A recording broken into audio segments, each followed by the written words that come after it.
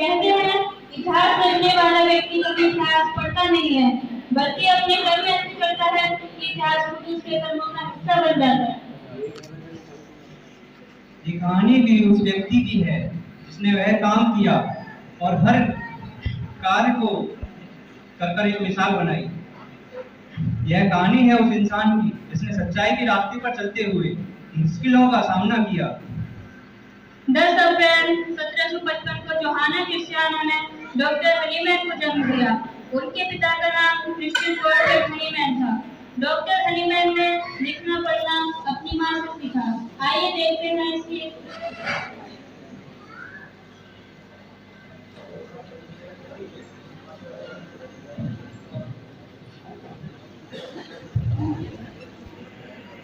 बेटा क्या पढ़ रहे हो?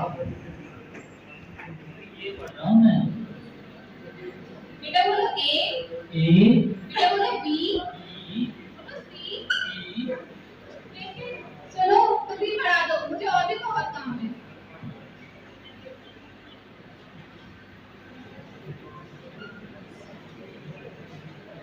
बेटा मम्मी क्या पढ़ा रही थी? पिताजी मम्मी ये ए बी सी। ऐसे नहीं, ऐसे पढ़ते हैं। ए बी सी डी, ठीक है?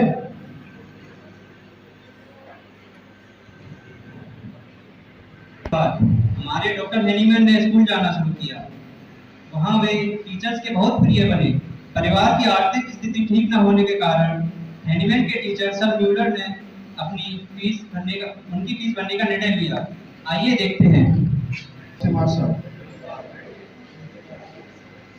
मास्टर साहब, हमारी आर्थिक स्थिति ठीक न होने के कारण मैं हेनीमैन की फीस नहीं भर पा रहा हूँ।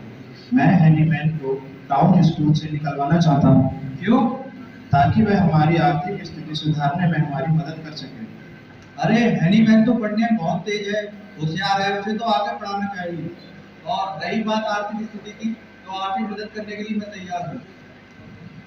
धन्यवाद मास्टर साहब, लेकिन मैं उसमें इसकी कोई भी प्रकार की मदद नहीं कर सकता हूँ।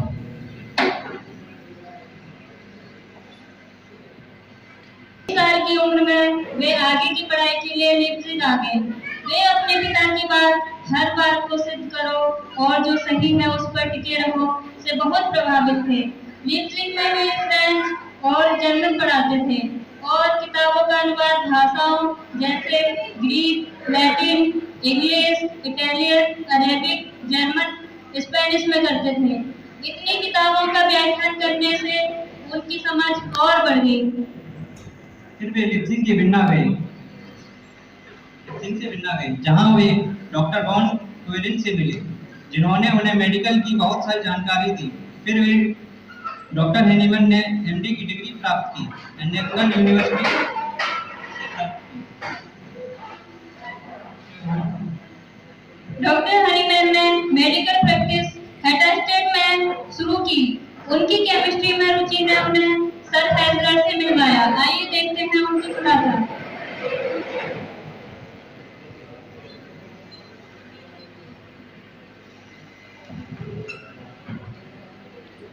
Hello hello sir. Hello doctor Hahnemann, कैसे बताइए कैसे आना? सर मैं तो आपका बहुत बड़ा आइडियल हूँ सर। मैं आपसे ऐसे ही मिलने चला आया था सर। सर मुझे कुछ दवाइयाँ चाहिए थी, क्या आप दे दीजिए सर? ठीक है, आप बैठिए। जोहाना, डॉक्टर को बातचीत।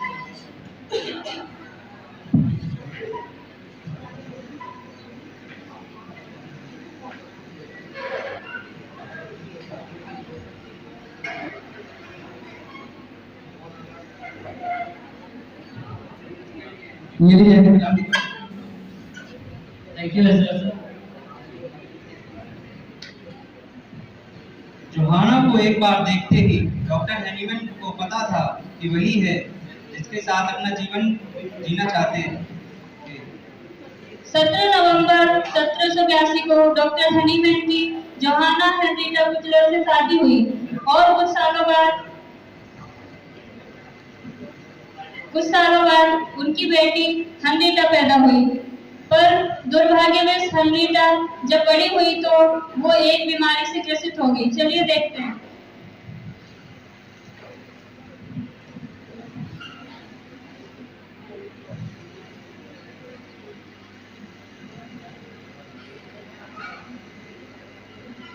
अरे ये अभी तक ठीक नहीं हुई। अरे कहाँ है, इसकी तबीयत तो दिन प्रतिदिन और बिगड़ती ही जा रही है।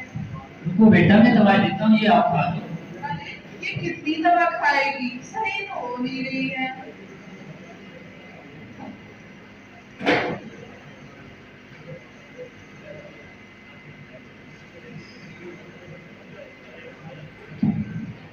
फिर वो बीमारी जानलेवा साबित हुई और एनीटा की मृत्यु हो गई।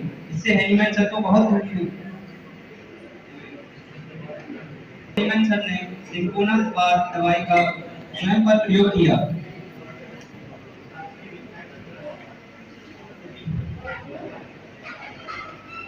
अरे ये क्या, इसमें लिखा है कि सिंकोना मलेरिया को सही करती है और ये कड़वी दवा है। अच्छा, इसे अब मुझे अपने ऊपर ट्राई करना पड़ेगा। मैं सिंकोना वाल को खा कर देखता हूँ क्या होता है मेरे अंदर।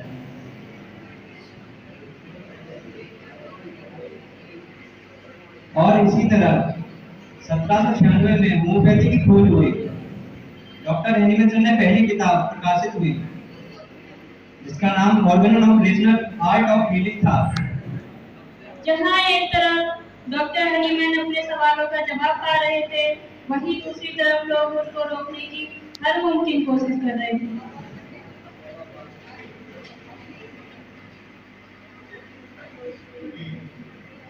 उनके बीच में कई घटनाएं ऐसी भी आई कि बीच में होम्योपैथी की प्रैक्टिस पर बैन भी लगा। इसके कुछ समय बाद डॉक्टर हैनीमैन के पास कोथन से एक लेटर आया जिसमें कोथन के गवर्नमेंट के ऑफिशियल्स ने उन्हें प्रैक्टिस करने की परमिशन दी। 48 सालों तक होम्योपैथी का विकास होता रहा। सब सही चल रहा था कि एक दिन उनकी पत्नी जोहाना की मृत्यु हो जाती है। 1834 एक दिन Marie Melanie de Hurley doctor Hahnemann sir के पास अपनी स्किन डिसीज का इलाज करवाने हेतु आई। आइए देखते हैं।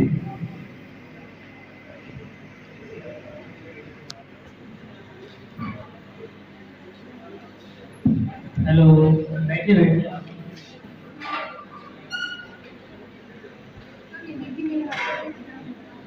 अरे ये तो थोड़ा सा स्किन इन्फेक्शन है, ये तो सही हो जाएगा। मैं दवा देता हूँ आपको। अच्छा, इसके पहले आपने कहीं से दवा लिया था? अच्छा चलिए, आप दवा ले लीजिएगा। आप ये दोबारा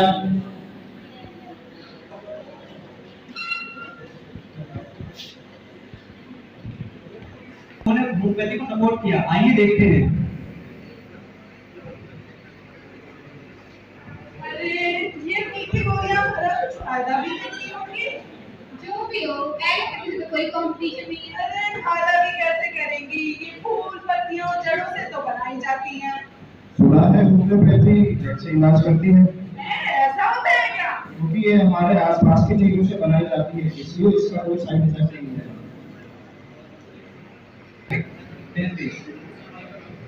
उन्होंने मैडम मैरी से शादी की। वहाँ से वो पेरिस गए।